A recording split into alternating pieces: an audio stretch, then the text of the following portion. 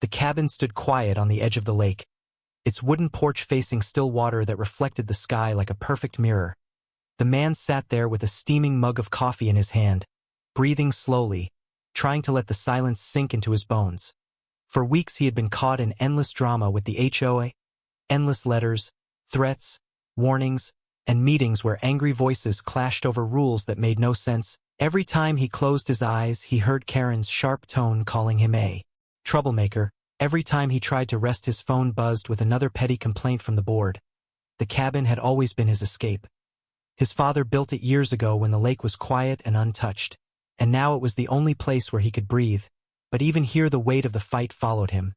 He looked across the calm water, the sun only just climbing, the mist lifting off the surface, and told himself this was peace, this was his sanctuary.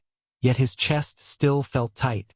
As if something was coming, he sipped the coffee slowly, letting the bitter taste steady his thoughts. Then he heard it, the sound of tires crunching on gravel, faint at first, then growing louder, his brow furrowed, because nobody was supposed to be here. Not at this hour, not on this private road.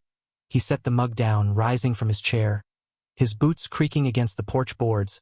A black car appeared through the trees, polished, heavy, nothing like the beat-up trucks his neighbors drove. It rolled slowly until it stopped at the foot of the porch, the engine shutting off with a low hum. The man's heart beat faster. He narrowed his eyes, waiting. Then the door opened and a tall figure stepped out, dressed in a dark suit, moving with calm authority. The man froze for a moment, then recognition struck. This was no ordinary visitor. This was a U.S. district judge. His presence alone carried a weight that made the air feel thicker. The judge adjusted his coat, his eyes sharp as he looked up at the porch, and then he spoke in a voice low but firm. "I'm here to discuss the ongoing complaints against your HOA board." The words cut through the morning stillness like thunder. The man did not answer at once. He stood gripping the porch railing, his mind racing, wondering how the fight that had started with silly notices about lawn grass and fences had reached the level of federal attention. The judge stepped closer, pulling a folder from under his arm, its edges thick with papers. "What I'm about to hear will decide everything," he added, his gaze steady. The man swallowed hard, his silence more powerful than words, because this meant the battle was no longer between him and Karen, no longer between him and a few arrogant neighbors. It was something bigger, something dangerous. He nodded slowly, stepping back to open the cabin door. The judge entered with steady footsteps, his polished shoes clicking against the wooden floor. The cabin was small but neat, the smell of pine from the old walls still fresh. The man poured another mug of coffee and set it on the table, his hands moving automatically though his mind was fixed on the folder. The judge laid it down carefully, unbuckling the strap that held it shut, then opened it wide. Page after page revealed itself, photographs, letters, signatures, receipts, even recordings written down in transcripts. The man leaned forward slowly, his eyes scanning the first page. It spoke of misused funds, of HOA dues collected and funneled into private accounts, of properties unfairly targeted while board members enjoyed immunity. Every page seemed worse than the one before. The judge flipped each one calmly, his voice steady as he explained the charges: harassment of homeowners, illegal fines, threats disguised as official notices, even evidence that Karen herself had approved actions against people she disliked personally. The man clenched his fists, not from surprise but from recognition, because he had lived through it. He had seen neighbors cry at meetings when fines crushed them. He had heard stories of families moving away because they could not fight anymore. The judge paused, sipping the coffee, his eyes never leaving the man's face. "You know most of this already, don't you?" he said. The man nodded slowly, his throat tight. "I lived it," he answered, his voice low. The judge leaned back, his eyes narrowing. "Good, then you also know what's at stake. If what I'm told is true, if what these files show holds up in court, this board will not survive. Not only will they lose power, some may face federal charges." The man's breath caught. He stared at the table, the weight of those words sinking into his chest. For years Karen and the others had mocked him, called him foolish, told him he had no power, and now the highest authority in the district sat in his cabin discussing their downfall. But before he could even process it, a flicker of movement caught his eye through the cabin window, a shadow shifting among the trees. The judge noticed it too, his hand pausing on the page, his eyes lifting sharply. The man's chest tightened because he already knew Karen was never far. Her suspicion always drove her too close. She must have followed. She must have heard something about this meeting. The judge's eyes narrowed further, his voice dropping. "Are you expecting anyone?" The man shook his head firmly, his jaw clenching. "No." The judge closed the folder slowly, sliding it back together, the silence heavy in the small cabin. Outside the gravel crunched softly, footsteps approaching. The man and the judge turned their heads toward the door at the same time. The knock never came. Instead, the door flew open without warning, the sound crashing like a gunshot. And there she was, HOA Karen herself, her face red with fury, her eyes wild as she pointed straight at the man, shouting in her shrill voice, You're conspiring against me?" The judge did not flinch. He only folded his hands calmly on the table, his sharp eyes fixing on her, while the man stood frozen between shock and grim satisfaction. Suspense thick as smoke in the room, because Karen had just walked into her own trial without even knowing it, and she had no idea that the very person she feared most was already waiting for her inside. The judge's hands moved slowly as he opened the thick folder on the cabin table. The leather creaked and the papers inside seemed endless. The man leaned forward, his elbows heavy on the wood, his eyes fixed on the pile of documents that carried the weight of so many voices that had been silenced for years. The judge's calm voice filled the room, steady but sharp. "These are not simple complaints. These are patterns. This is abuse. This is fraud," he said as he slid the first page across the table. The man's eyes caught the bold heading, "Misuse of HOA funds." And beneath it lines and numbers, thousands of dollars taken from community dues, but the expenses showed no repairs, no improvements, no benefit to anyone except the board itself. Instead, the money went to private parties, vacations disguised as conferences, expensive dinners labeled as meetings, even remodeling of Karen's own home hidden under the budget for community safety. The man's fists tightened, his jaw clenched, because he remembered each time he had been told there was no budget for fixing the broken road by the lake. Each time neighbors had begged for help and been ignored. Now he knew where the money had gone. The judge's eyes flicked up, studying his face, then turned to another page. Harassment notices. The judge said flatly, the paper filled with examples of false warnings. Letters sent to homeowners for leaving a trash bin out for a single night. Fines issued for grass being an inch too tall. Accusations of code violations that didn't even exist. The man exhaled slowly, remembering the humiliation of his own mailbox stuffed with notices. Neighbors too afraid to speak at meetings because Karen would point at them and shout until they sat down. The judge turned another page, revealing a transcript, a homeowner's voice written down word for word. "They threatened me. They said if I didn't pay the fine they would put a lien on my house. They said they could take my property." The words seemed to burn through the paper. The judge slid it across the table. The man's eyes scanned it quickly, his chest heavy. He could almost hear the voice of that family. He remembered when they packed their things quietly one weekend, leaving behind a house they loved because they couldn't fight anymore. The judge didn't stop, his fingers moving steadily through the file. He showed evidence of secret meetings where votes were faked, where minutes were edited to erase opposition. He showed photographs of contractors who were relatives of board members being paid double the usual rate for small jobs. He showed copies of emails where Karen bragged about making certain homeowners regret ever crossing her. The man's breath caught at that line, because he had been one of those homeowners. She had smirked in his face when she said rules were rules, yet here she was mocking people behind their backs. The judge set his coffee cup down slowly, the steam curling in the air, his voice firm. "This is not just corruption. This is criminal intimidation, financial abuse, possible fraud across state lines if we dig deeper." The man sat back, his shoulders stiff, the weight of everything pressing on him, but instead of breaking him it lit something inside, a fire he had kept buried under silence. He looked at the judge, his voice low. "People have suffered because of them, families broken, lives uprooted, and she thinks it's all a game." The judge nodded slightly, flipping another set of papers. These were sworn statements, neighbors describing how board members had parked cars across their driveways in retaliation, how they had been singled out at meetings until they broke down in tears, how children had been mocked for playing in their own yards. The stories piled higher and higher, each one a Nail in the coffin of the board's power, the man's hands trembled slightly as he reached for one of the papers. His eyes catching on the signature at the bottom. It was from a neighbor he had known for years, a quiet woman who had never spoken against anyone. Her statement described how Karen had screamed at her in front of others, calling her lazy, fining her hundreds of dollars for painting her door the wrong shade, even though the color matched the HOA's own guidebook. The man pressed his lips tight, his chest rising with sharp breath. The judge closed the folder halfway, his sharp eyes steady. This is enough to dismantle them, but I need more than paper.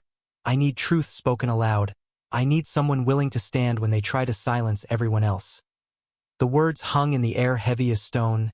The man nodded slowly, his silence more powerful than a promise, because he had lived every word of it. Outside the window the lake reflected the sky, but movement flickered at the edge of the trees, a shadow shifting, watching. The man's eyes narrowed, his breath pausing. He realized someone was out there, maybe more than one. The judge's head tilted slightly, his sharp instincts catching the change in the man's posture. He asked quietly, "Do you see it too?"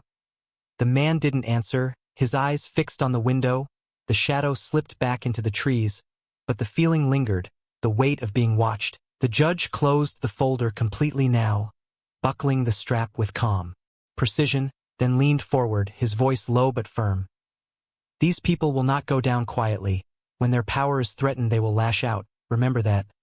The man exhaled slowly, his mind flashing to the only person reckless enough to spy, to follow, to storm into places she wasn't welcome.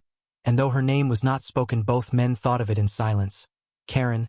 The judge rose slowly, adjusting his coat, his face calm, but his words cold. "When this breaks open, there will be no hiding for them, not for her, not for anyone on that board."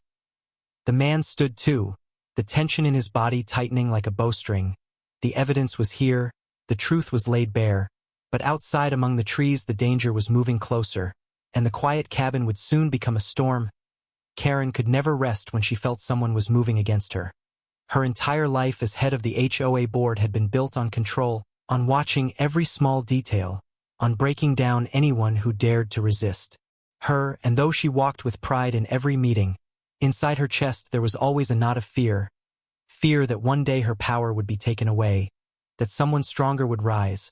For weeks she had noticed strange movements, neighbors whispering more, fewer people looking afraid when she barked orders, some even daring to laugh at her behind her back.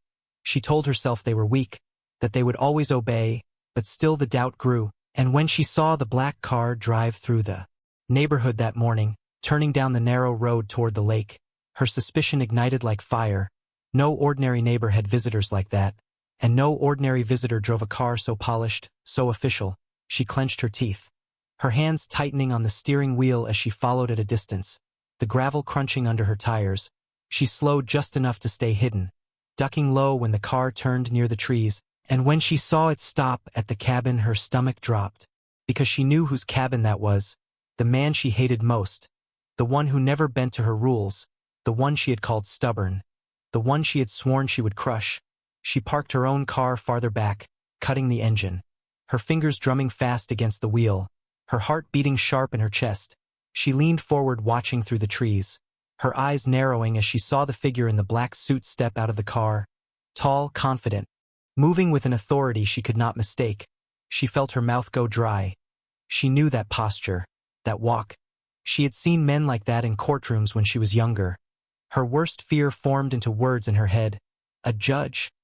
She whispered to herself, her throat tightening, her lips curling into a sneer, but her eyes betraying panic. She watched the man greet him.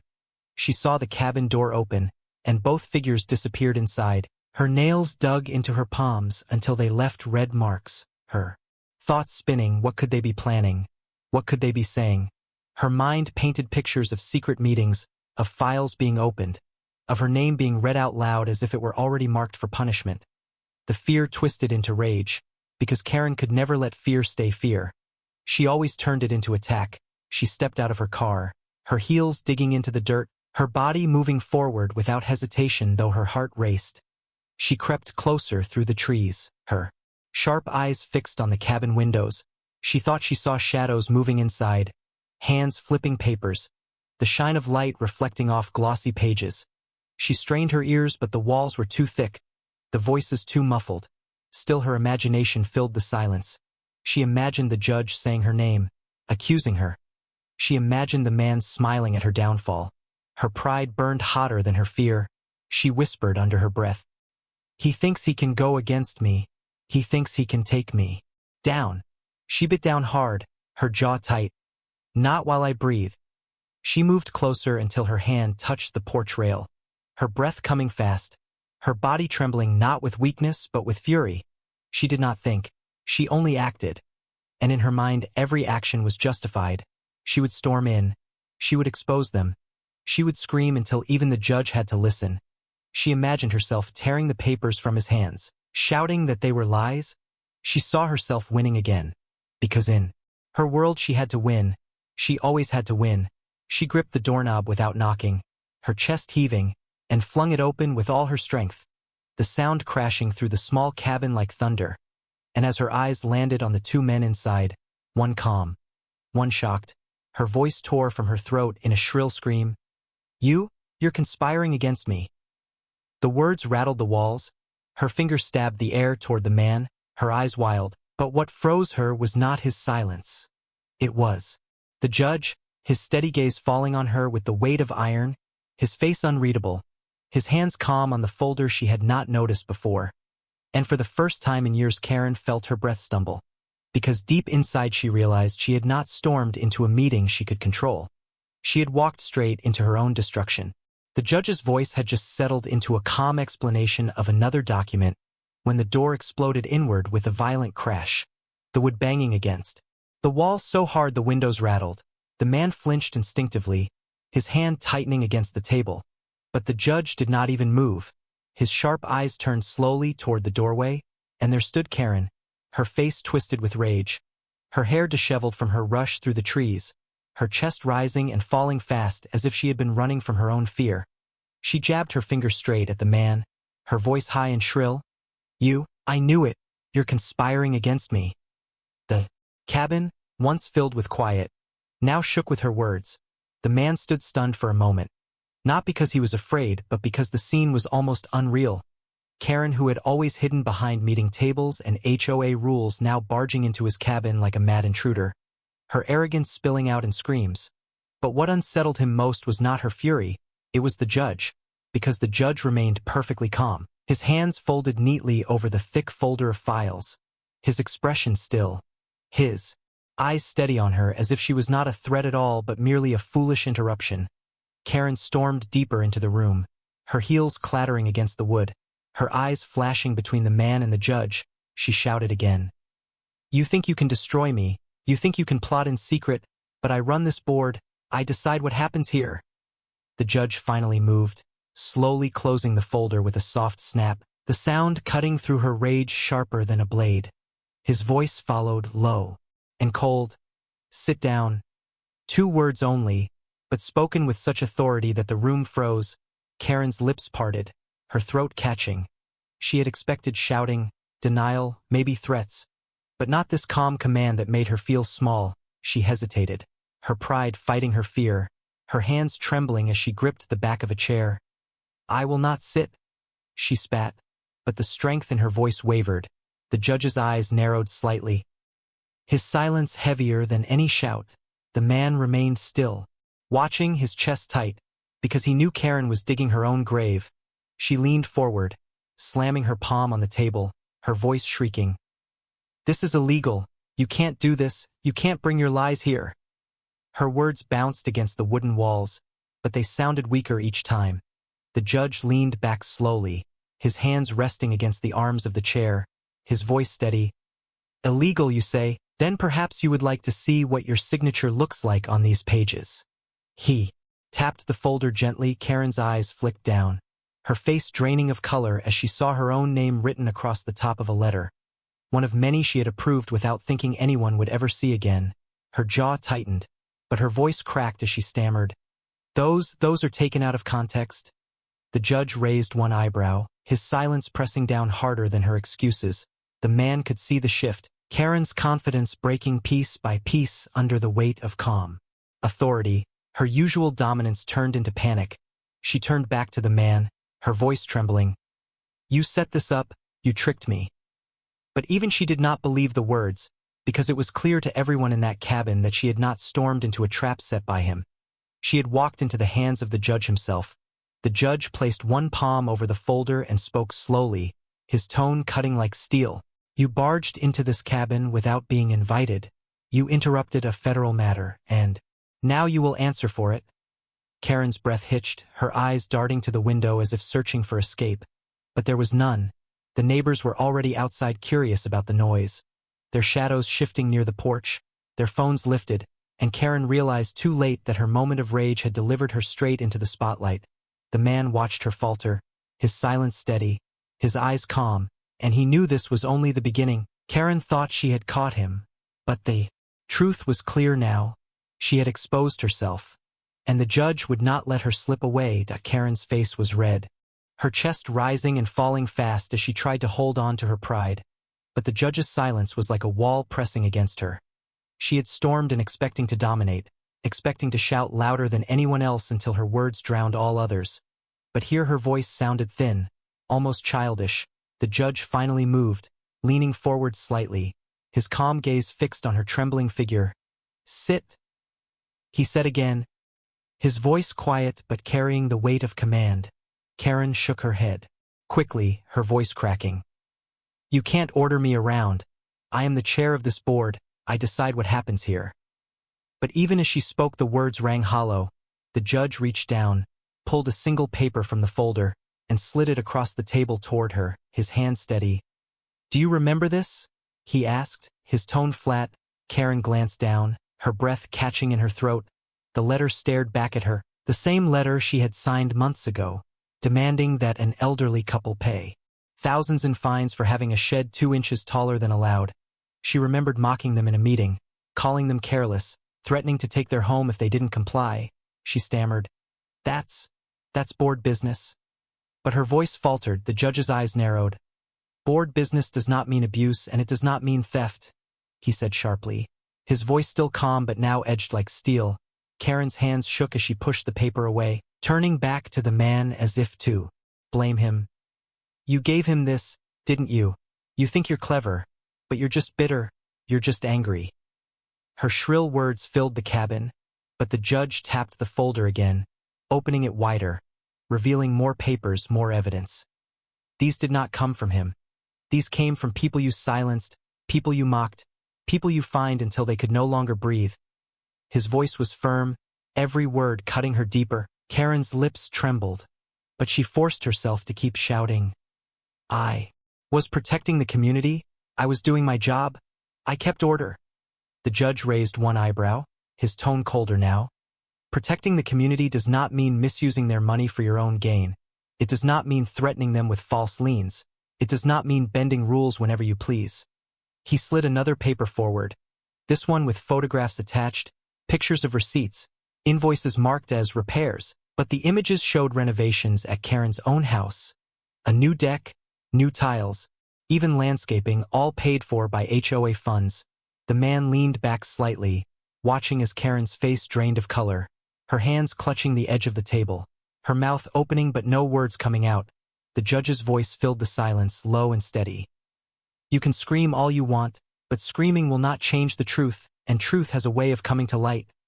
Karen stepped back suddenly, her heels scraping against the wooden floor, her eyes darting to the window where shadows of neighbors now pressed closer, their phones lifted, recording, capturing every word, every flicker of fear in her face. She tried to shout again, but her voice cracked. "They're lying, they're all against me." But even she could hear the weakness in her words. The judge sat back calmly, folding his hands once more, his voice quiet but final. "No, Karen, they are not against you. You are against yourself. Your own actions brought this here. Your own arrogance placed you in this chair today." The cabin air felt heavy. The man could almost hear her heart pounding in her chest. She stumbled back another step, her pride slipping, her mask cracking, and for the first time she looked small, fragile, her power collapsing under the weight of calm authority. The judge had not raised his voice, had not shouted once, but he had broken her louder than any scream could. The judge's calm eyes stayed on Karen as she tried to gather her breath, her hands trembling on the edge of the table, her voice still sharp but weak. "You don't have anything real. These are just papers, just lies, you can't prove anything," she said, her words desperate. But the judge did not answer immediately. Instead, he unbuckled the folder again and slid out a small stack of documents bound with a clip, his fingers precise, his movements slow, as though every second of silence was meant to press harder against her chest. He placed the stack in the center of the table and unfolded the top sheet. "This," he said, quietly, "is a signed statement from your own treasurer, explaining how you ordered him to falsify numbers so homeowners would believe funds were being used for community projects, when in reality they were being redirected." Karen's eyes widened, her lips trembling. "No, he wouldn't. He's loyal," she whispered, but the judge's tone sharpened. "He was loyal until you used his signature to approve transactions he never agreed to. He came to us himself." The man sitting silently at the corner of the table felt his chest tighten with grim satisfaction, because he remembered the treasurer, a nervous man who had always avoided Karen's gaze at meetings. Now he understood why. The judge turned another page, revealing photographs, grainy but clear enough, security footage, he explained. "Taken from the contractor's yard. You remember the contracts you awarded, yes? The ones where you claimed work was for sidewalks, for drainage repairs." Karen's eyes flicked to the pictures, her face draining of color. The photos showed her standing near stacks of lumber and stone, shaking hands with a man who was clearly no licensed contractor but rather her cousin. The judge tapped the photo with his finger, his voice cutting cold. "This was delivered to your personal home 2 days later, paid for by HOA dues, listed under Urgent Community Safety Project. Tell me, Karen, which part of your new deck was urgent?" The neighbors pressed closer to the window outside, some muffling shocked gasps. Their phones raised higher, recording every word. Karen's legs wobbled. She tried to cover her face with her hands, but the judge wasn't finished. He reached back into the folder and pulled out a small black device, placing it gently on the table, a recorder, its small red light blinking softly. Karen's breath hitched. "What is that?" she demanded, her voice sharp with panic. The judge pressed a button and the cabin filled with the sound of her own voice, recorded in a meeting she thought was private. "We'll bury him in fines until he leaves. No one can fight us, we write the rules." Her words came out clear, undeniable, and the crowd outside erupted in low murmurs. Karen's face turned white, her knees nearly buckling. She shouted, "That was taken illegally. You can't use that." But the judge's calm response cut her down. "It was handed to us legally by one of your own members, tired of being your pawn." Karen spun around toward the man, her eyes wild. "You planned this, you set me up." But he only sat back in silence, his calm expression steady. He didn't need to speak, because the truth had already spoken louder than any words could.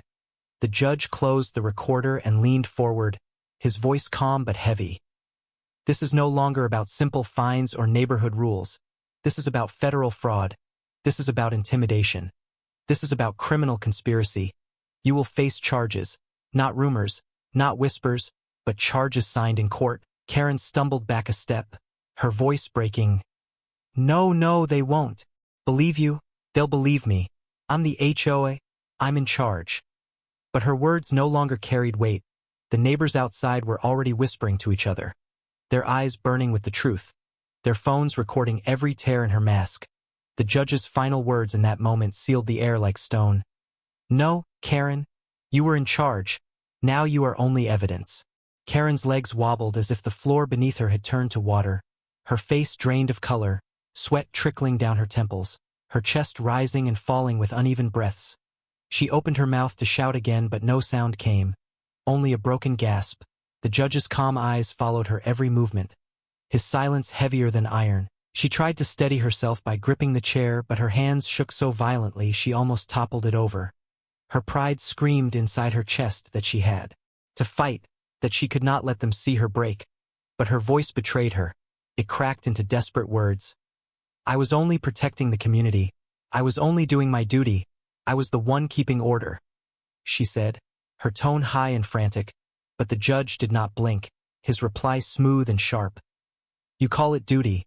They call it abuse. You call it order, they call it fear.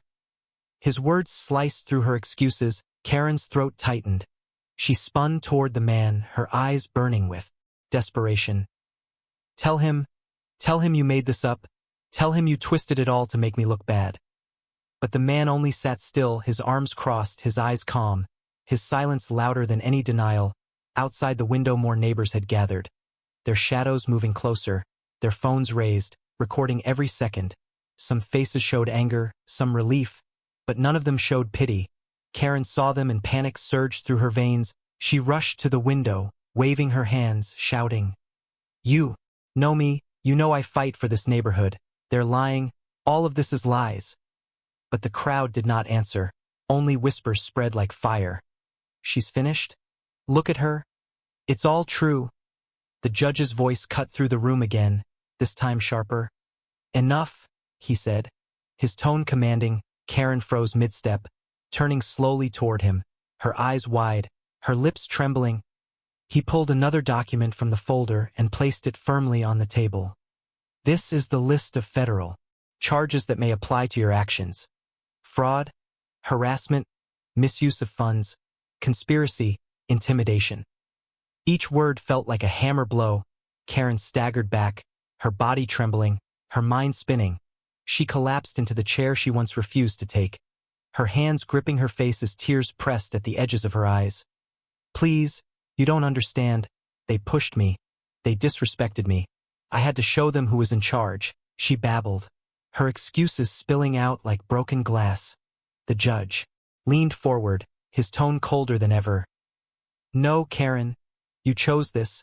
You built your power on fear and lies, and now it falls on your own head. The man watched her crumble, his heart steady, no sympathy rising, because he remembered every family she had humiliated, every false fine, every smug smile. Outside the neighbors pressed closer, some recording, some cheering quietly, because they knew justice was finally coming. Karen's hands shook violently as she reached for the papers, trying to tear them, but the judge's hand came down firm on the folder, stopping her cold, his eyes burning into hers. Every move you make only digs you deeper, he said. She froze, her breath ragged, her eyes darting wildly as if searching for escape. But there was none. The crowd at the window, the judge in the chair, the man at the table, and the evidence piled high. Her world that once felt untouchable now caged her completely. She slumped lower, her voice a whisper. They'll forgive me, they have. Too. I was only doing what's right. But even she no longer believed her own words. The silence that followed was crushing. The sound of neighbors murmuring outside grew louder. The judge closed the folder with finality, his voice steady and cold. What's right will be decided in court, not by you. Karen's collapse was complete, her reign broken, her excuses worthless, and the weight of justice pressing down at last. The room was silent except for Karen's shaky breathing, her hands still, gripping the edge of the chair as if the wood could save her from drowning. The judge sat straight, his face unreadable, the folder of evidence heavy on the table between them. The man leaned back in his chair, his eyes steady, his silence sharp. Outside the window the crowd of neighbors grew larger, their whispers louder, their phones glowing faintly as they recorded every moment. Karen looked up at them with wild eyes, her voice breaking. You all know me. I fought for this neighborhood. I was the one who kept order. I was the one who stopped him from ruining it. You can't just turn on me now. Her words spilled into the air, but no one responded. Not a single voice came to defend her. Not even the board members who once clapped for her in meetings. Her authority had evaporated.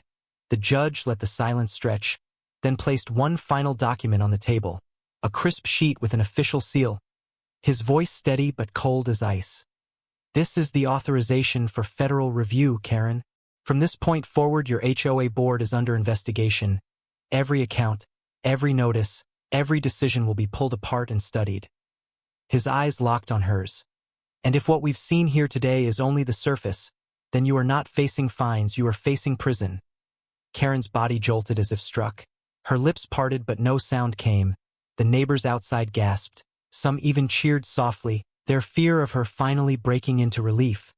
Karen pushed herself up suddenly, her chair crashing to the floor behind her. She staggered toward the door, her voice shrieking. "You can't do this to me.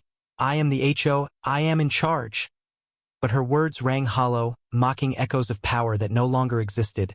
The judge stood slowly, closing the folder with a deliberate motion, his coat shifting as he straightened. His voice carried across the room like a gavel striking. "No, Karen, you were in charge. Now you are finished." Karen froze at the door, her hand gripping the handle, her breath ragged. She turned to the man, her eyes desperate, as if begging him to save her. But he only looked back calmly, his face unreadable, his silence heavier than any judgment. She spun and fled, the door slamming shut behind her. Her footsteps pounding across the porch. The crowd parted as she stumbled down the steps, their phones raised higher, capturing her humiliation. Some shouted after her, others laughed bitterly, but none showed fear. The power she had once wielded with iron grip was gone, shattered in a single evening. The judge turned to the man, extending his hand, his voice steady. "You didn't have to fight her. She fought herself and lost. All you had to do was stand." The man shook his hand firmly, the weight of years of harassment lifting off his shoulders. Outside, the crowd clapped softly, not for noise but for respect, for relief. The judge walked to the porch, his coat catching the evening wind. He raised his voice just enough for the neighbors to hear. "This board's days are numbered and justice is coming." The crowd erupted in cheers this time, their voices carrying across the lake, their fear broken into unity. The man stepped out. Beside him, looking at the faces that once looked down in silence, now bright with hope, he felt the tension in his chest ease for the first time in years.